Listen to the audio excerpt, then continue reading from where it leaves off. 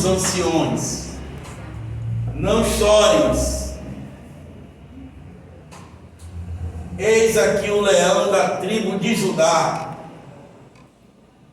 a raiz de Davi, que venceu para abrir o livro e desatar os seus 7 selos.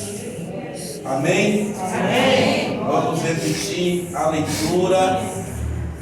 E disse-me um dos anciãos: não chores, eis aqui o leão da tribo de Judá, a raiz de Davi, aleluia, que venceu para abrir o livro e desatar os seus 7 selos. Amém? Glória a Deus. Se você está com a Bíblia na mão, desocupe as suas mãos, coloque a Bíblia no assento. Aleluia, para que você esteja com as mãos livres, para nós orarmos ao Senhor. Aleluia. Aleluia, para nós pedimos ao Senhor que fale comigo, fale com você, fale conosco. Coloque a mão no coração. Faça a sua oração. Aleluia, diga para o Senhor que você não quer sair daqui sem antes. Ouça o que o Senhor tem para a sua vida nesta noite. Aleluia, Pai, neste momento de oração, oramos ao Senhor, pedimos a tua misericórdia, a tua graça, para que o Senhor nos ajude mais uma vez nessa noite. Fale conosco, fale com a tua filha, fale com o teu filho, Senhor, em nome de Jesus, Senhor. Nós te pedimos, ó Deus, toda a direção de cada vida, fala, Senhor, conforme cada necessidade, Pai. Em nome de Jesus, esteja hoje presente conosco, em nome de Jesus. Diga amém. Diga graças a Deus. Sente adorando a Jesus. Aleluia. Glória a Deus. Aleluia. Peço toda a sua atenção. Peço também a sua reverência à palavra de Deus. Não converse mais com ninguém. Também não sai mais do seu lugar, tá bom? Só em caso de extrema necessidade. Então nós vamos falar da palavra do Senhor. E o nosso tema hoje, no 3, 1, 2, 3. O leão! Mais bonito, mais forte. 1, 2, 3. O leão! O leão. Nós vamos falar hoje sobre, com base nesse tema, e vamos pedir ao Senhor, dentro das Escrituras, aquilo que o Senhor tem preparado para nós. O texto é o que nós acabamos de ler, Apocalipse capítulo 5, verso 5. Tomamos como referência esse texto para nós falarmos disso aqui.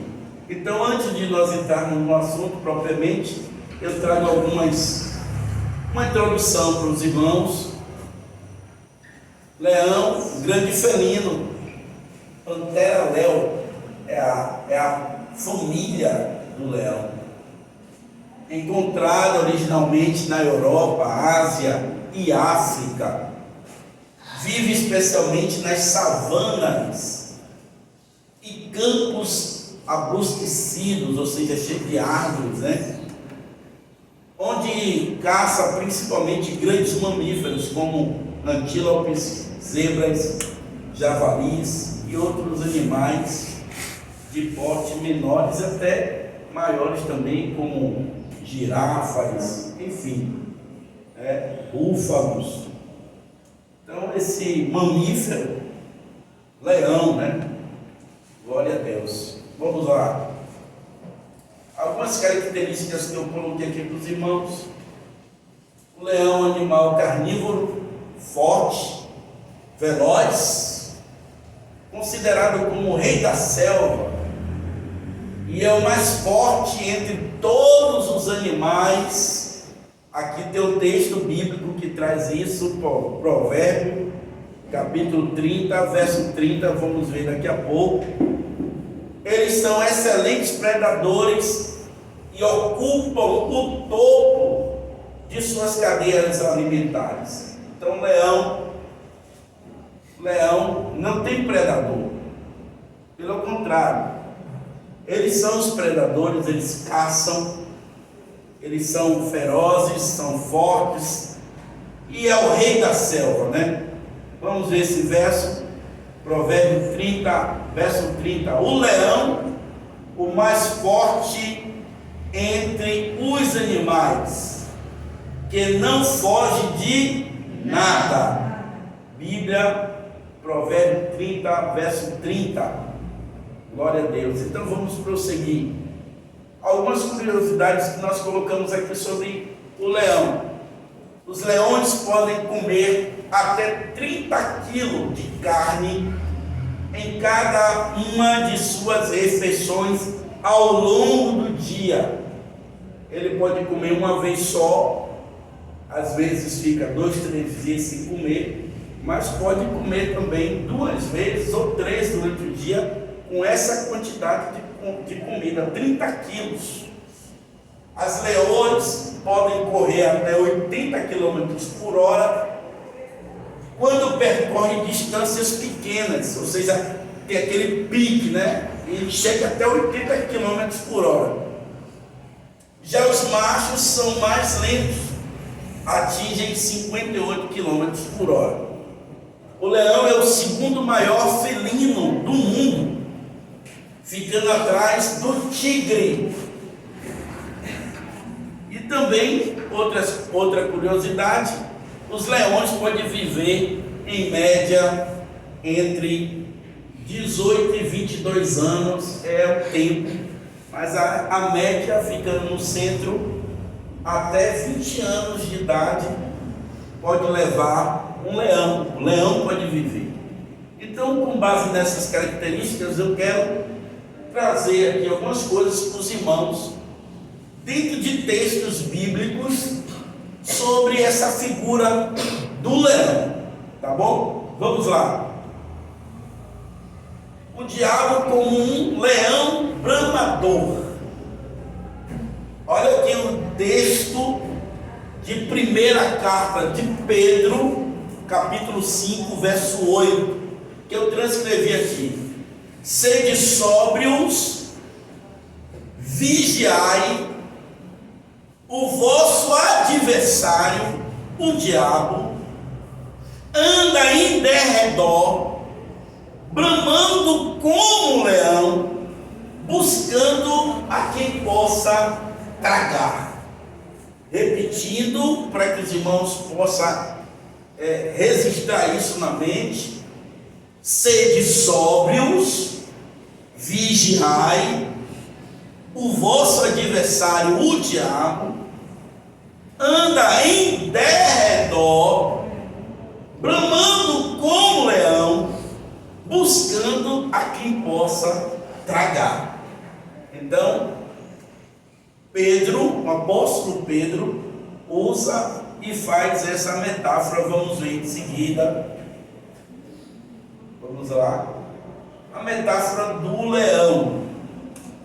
Os leões são conhecidos por sua força, velocidade e natureza predatória. Ao comparar o diabo a um leão bramador, Pedro enfatiza o poder do diabo e sua intimidação de causar dano, ou a sua intenção, melhor dizer, de causar dano. O rugido de um leão é um som aterrorizante, projetado para instilar medo e afirmar domínio. Ou seja, o leão foi utilizado pelo apóstolo Pedro, fazendo essa comparação e trazendo os conselhos da palavra de Deus para nossas vidas, porque está aqui, toda a palavra é para nós. Amém. Então, Pedro faz essa metáfora, essa comparação da figura do leão, né? A sua ferocidade, a sua sua força, a sua bravura. E ele coloca aqui, dizendo também que ele anda em nosso derredor, bramando como um leão. Bramir e rugir são sinônimos, é a mesma coisa. Apenas que o rugido é próprio dos animais. Bramido é mais aplicado, pode ser usado para animais, mas pode ser aplicado a outros sons da natureza, como por exemplo o bramir das ondas ou o bramir dos ventos. Mas o rugido é mais próprio dos animais, mas são sinônimos, tanto bramando como rugindo é a mesma coisa, mesmo significado, tá bom? Então Pedro faz essa comparação, trazendo a intenção dos irmãos, chamando a atenção para isso, que o diabo, nosso adversário, ele anda ao derredor buscando uma oportunidade. E os irmãos sabem aqui, os irmãos conhecem como os felinos, eles ficam ali meio que parados, esperando o momento do bote. Os irmãos já viram, né? Principalmente o gato, a família dos felinos ficam ali na espreita, e quando pensa que não, ele vai lá e plum, dá o bote.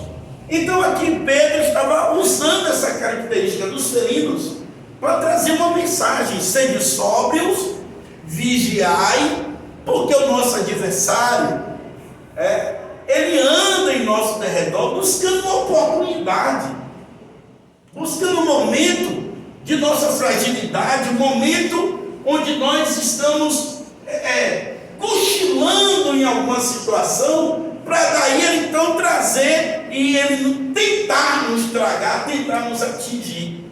Então Pedro faz essa metáfora, e eu quero prosseguir com os irmãos aqui, em nome de Jesus. Vamos lá, Senhor. A intimidação, ele fica ao nosso derredor, fazendo barulho. Isso porque ele trabalha com a mentira, o engano e a confusão, fazendo com que nós mesmos façamos as escolhas erradas. Por isso devemos vigiar e guardar a palavra de Deus, para podermos andar no caminho certo, evitando dores e sofrimentos. Então aqui, irmãos, por que eu quis trazer isso aqui? A carta de Paulo aos Romanos, Paulo diz assim, nada nos separa desse amor. Nem a morte, nem a vida, nem o diabo, nem o inferno, nem o demônio, nem o presente, nem o futuro. Nada nos separa do amor de Deus. Aleluia. Aí qual é a intenção do inimigo? A intenção do inimigo é trazer confusão, fazer barulho, trazer intimidação, para nos induzir ao erro. Porque assim, nada nos separa do amor de Deus. A única coisa que pode nos separar do amor de Deus é se eu e você, nós deliberadamente abrimos mão desse amor. Porque Deus, ele respeita o nosso livre-arbítrio. Ele não vai forçar ninguém. Ele não vai pegar no braço de ninguém. Ele não põe faca no pescoço de ninguém. Ele deixa que eu e você reconheçamos a sua vontade, entendamos o seu querer e nos predispomos a viver essa vontade do Senhor. E o que é que o inimigo faz? Fica tentando usar os meios, usar as formas para trazer intimidação, para trazer medo, para trazer confusão, para trazer coisas, para sugerir situações. Para quê? Para provocar sentimentos, para provocar dores, para provocar sofrimento, para provocar algum tipo de dano, para que você abandone, desista da fé, deixe de seguir a Jesus, para que você tome o caminho errado. Essa é a intenção do inimigo.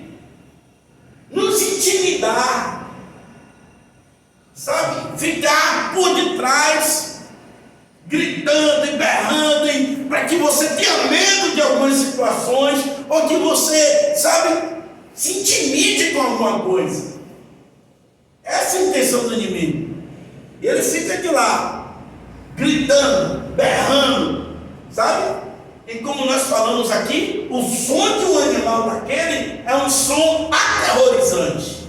Que as suas pretas ficam, sabe? Quando ouve o rugido do leão, sabe quem fica lá por perto? Todo mundo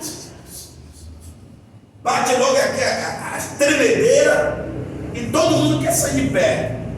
Como eu disse aqui para os irmãos, não existe predador para o leão. Ele é o rei, ele está no topo da cadeia alimentar. Ele ele que é o próprio predador. Então Pedro está usando essa metáfora dizendo: olha, o leão está aí, buscando oportunidade.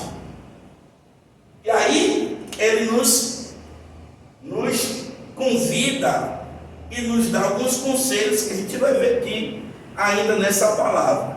Vamos lá. Derredor. A frase andar em derredor sugere um senso de perseguição implacável. O diabo não é passivo. Ele está ativamente buscando oportunidades para devorar. Isso implica um esforço contínuo e vigilante para encontrar vulnerabilidades na vida dos crentes. Ou seja, ele fica buscando, ele não cansa, ele fica ali na espreita, esperando uma oportunidade. E nisso que ele esperando uma oportunidade, ele também percebe meus pontos fortes e meus pontos fracos. E ele fica ali, e ele não vai em cima de meus pontos fortes, porque a intenção dele é nos devorar. Ele vai nos pontos fracos, naquilo que eu cochilo, naquilo que eu vacilo, naquilo que eu não estou dando uma atenção correta, direita. É aí que ele quer entrar, é onde eu dou a brecha, é onde eu dou lugar, aonde eu deixo a desejar por alguma coisa. É aí que ele quer atuar, sabe? Então ele fica bramando e andando ao derredor, sem cansar, fica ali, ó, nos rodeando, para esperar uma oportunidade. Fica ali. Então, por isso que nós precisamos, sabe, estar atentos, sim. Vamos lá. E o objetivo dele qual é? O objetivo do diabo é devorar, porque transmite um senso de destruição total. Ele não se contenta em apenas causar problemas ou desconforto. Seu objetivo é minar, destruir completamente a fé e o bem-estar espiritual do crente. Olha que coisa. E aqui esse texto, todos sabem de cor, João 10:10, que diz: o ladrão não veio para matar, roubar ou destruir. Aí Jesus disse: eu vim para que tenha vida e a tenham com abundância. Aleluia. Aqui o ladrão também é uma metáfora que compara a Satanás. Então a intenção dele biblicamente é essa: matar, roubar e destruir. Esse é o objetivo dele. E ele não quer ficar passando a mão pela cabeça. É por isso que a palavra vem para nos advertir. E nós temos que ter consciência que temos um adversário. E é por isso também que tem textos bíblicos que o Senhor diz assim: ó, o vosso adversário. Não ele diz o meu adversário, porque Satanás não é o adversário de Deus, porque ele sabe que Deus não pode ter adversário, porque ele é grande, ele é poderoso, mas ele é o nosso adversário. Ele tenta nos impedir, ele tenta tirar você daquilo que é a vontade do Senhor para a sua vida. Então a intenção dele é essa: matar, roubar e destruir. Ele não quer outra coisa não. Ele só quer trazer esse tipo de, sabe, destruição, morte, sabe, roubo. Tudo isso é dele. Volte lá para os olhos. Então esse é o objetivo de Satanás. Então ele não quer somente trazer: ah não, vou futucar um pouquinho, Ah, não, eu vou, vou atrapalhar um pouquinho. Não, ele quer entrar entrando mesmo. E se eu e você não vigiar, não dar lugar, ele quer destruir mesmo, acabar com a nossa fé. Ele quer que você jogue a toalha, desiste de Deus.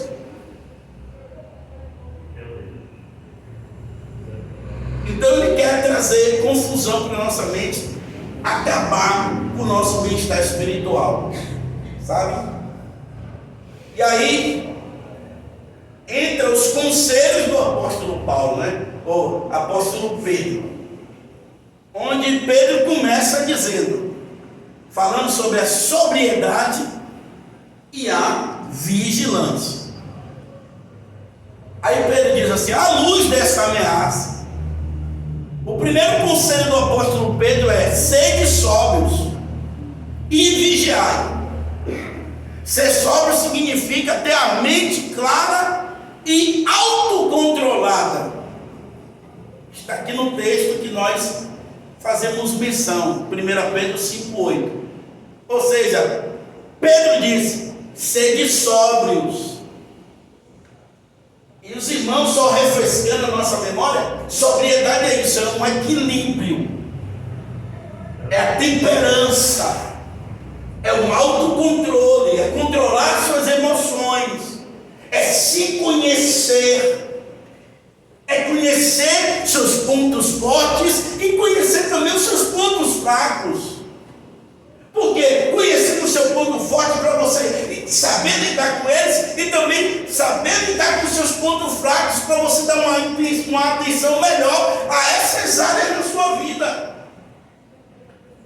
Então seja sóbrio, seja sereno, equilibrado. A melhor coisa é quando um servo de Deus, uma serva de Deus, tem uma mente equilibrada, controlada, madura, serene.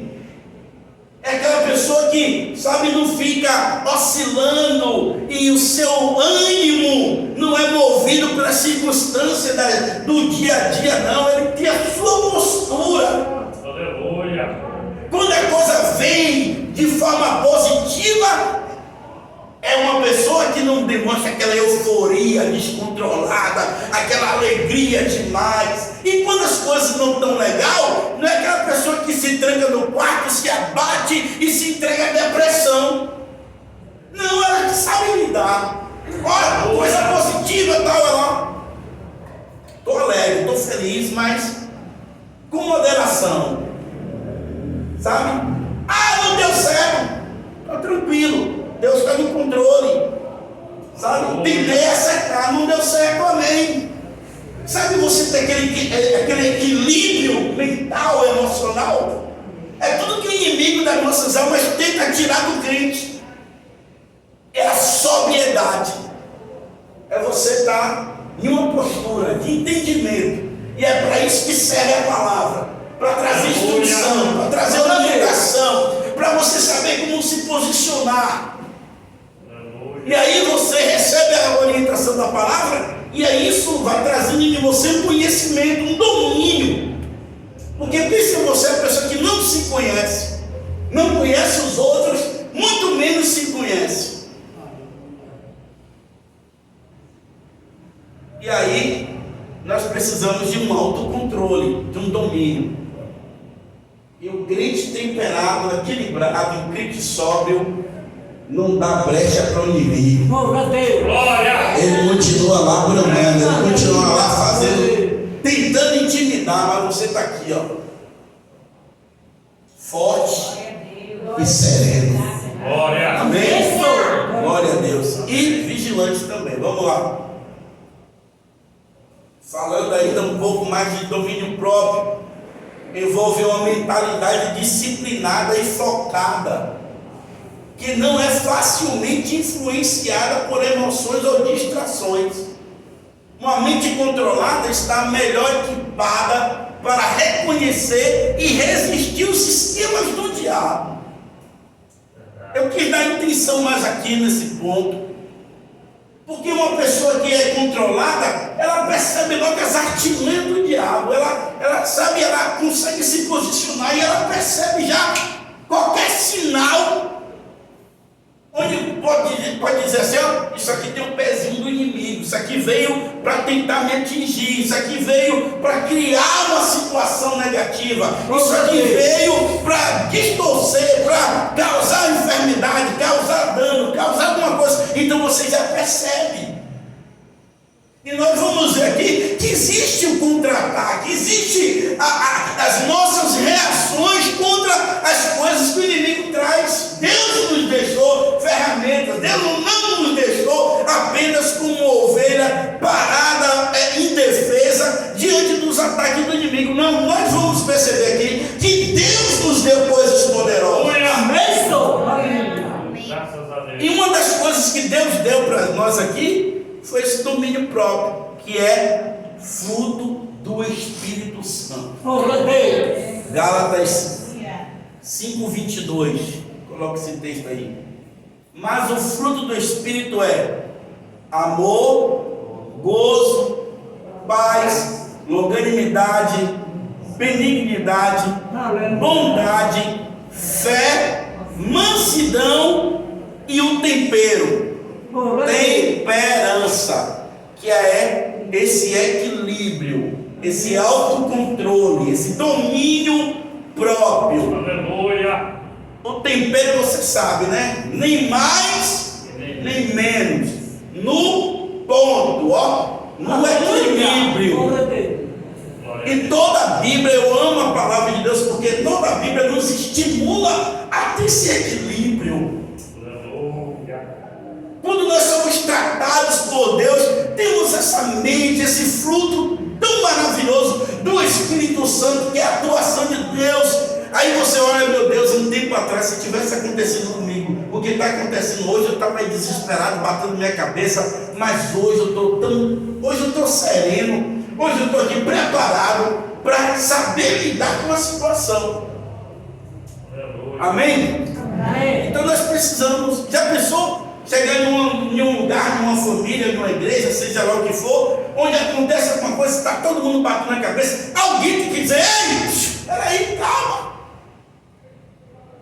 vamos por aqui, vamos fazer aqui, ó, vamos tomar tal decisão. Alguém tem que parar, irmão, porque senão fica todo mundo batendo cabeça e tal, não dá certo.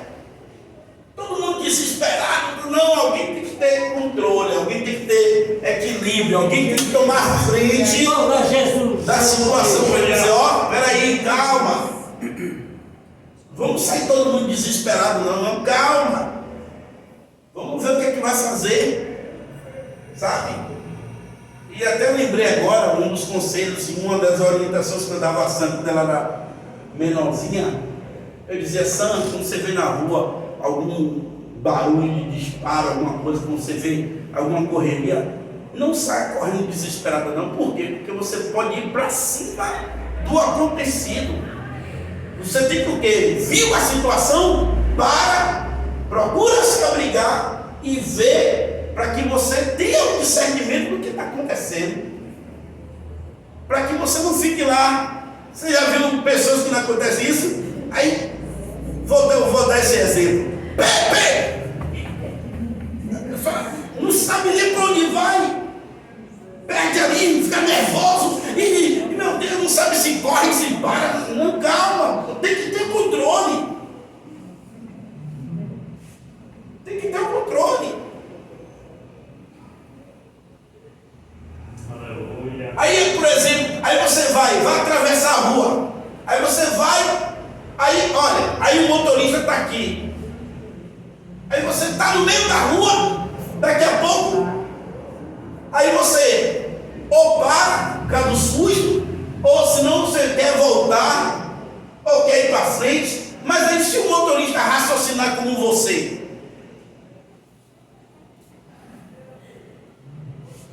é difícil. Então tem momentos que tem que ter calma. Eu sei que na hora do susto, na hora mas esses momentos que o controle emocional faz toda a diferença na vida da pessoa. Aleluia. Onde ela não, calma, peraí, vamos aqui e tal, pega aqui, vamos fazer isso e tal, vamos lá. Então isso é fruto do Espírito. que Deus, através do Espírito Santo, produza em nossos corações essa temperança, essa sobriedade, esse equilíbrio emocional. Aleluia! Para que você não fique, sabe, tão sujeito, tão sensíveis aos intempéries, sabe, a amplitude térmica. De manhã é uma coisa, de noite é outra. Misericórdia. Mas que nós tenhamos, Deus te dê essa graça. Em nome de Jesus, vamos lá, tem muita coisa para a gente aqui. Vigiar. Vigiar implica um estado de vigilância constante. É semelhante a um sentinela de guarda, sempre alerta para os perigos potenciais. O próprio Jesus advertiu seus discípulos vigiai e orar, para que não entreis em tentação. Completando, o espírito está pronto, mas a carne é Mateus 26, 41. Então, vigilância é isso, está ligado, irmãos. Está atento, está antenado. Porque que fica cochilando e tal? Às vezes o inimigo está cirandando, está armando um laço e a pessoa está assim, como se não tivesse percebendo nada, como se não tivesse, sabe? Fique atento, fique ligado, fique vendo. E quando você perceber qualquer coisa, você está aqui, ligado. Amém? Amém. Está andando na rua. Hoje mesmo eu falei com um rapaz que está conversando comigo. E aí a gente está trabalhando em um local onde é uma colônia de pesca, né? Aí eu conversando com ele, disse: rapaz, olha, eu fico que sai assim da maré os pescadores, olha o tamanho das peixeiras, e ele sai assim na mão, tá? Aí eu digo para ele: quando passa por mim, eu confesso que eu fico atento. Qualquer movimento abrupto é para aqui que eu vou. Eu vou passar lá. Aí tá vendo, sabe lá Deus se o cara vai surtar, meu irmão? Diga aí você. Aí você passa por um camarada com um negócio daquele na mão, você do lado, olhando pro vento. Não, fica.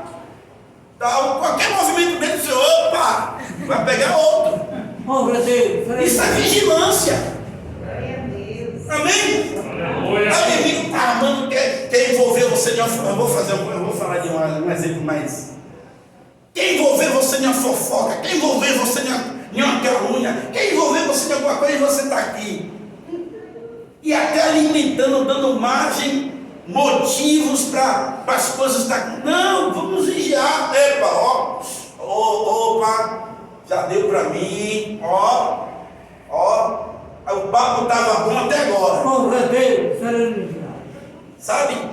Vigilância. Tapar brecha para que o inimigo não tenha oportunidade. Amém? Porque ele fica bramando e buscando. E aí você fica ali, atento. Glória a Deus. Atenta. Qualquer situação você, peraí. Isso aqui não está certo. E aí, irmãos, quando você faz direito, o próprio apóstolo Pedro, na segunda carta, não me recordo a referência, ele diz uma coisa interessante: ninguém padeça sendo malfeitor. Em outras palavras, ninguém padeça por motivos, porque procurou, sabe?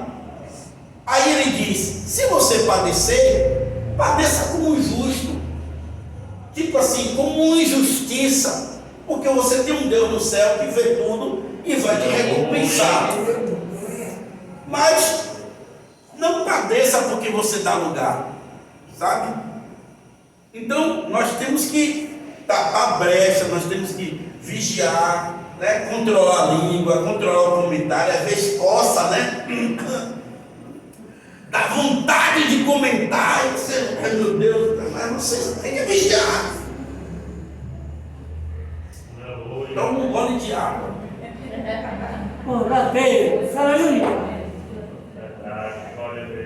E não conta, não fala.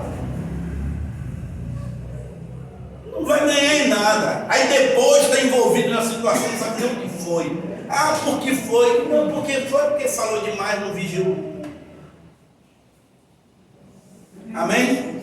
Vigiai e orai, para que não entreis em tentação.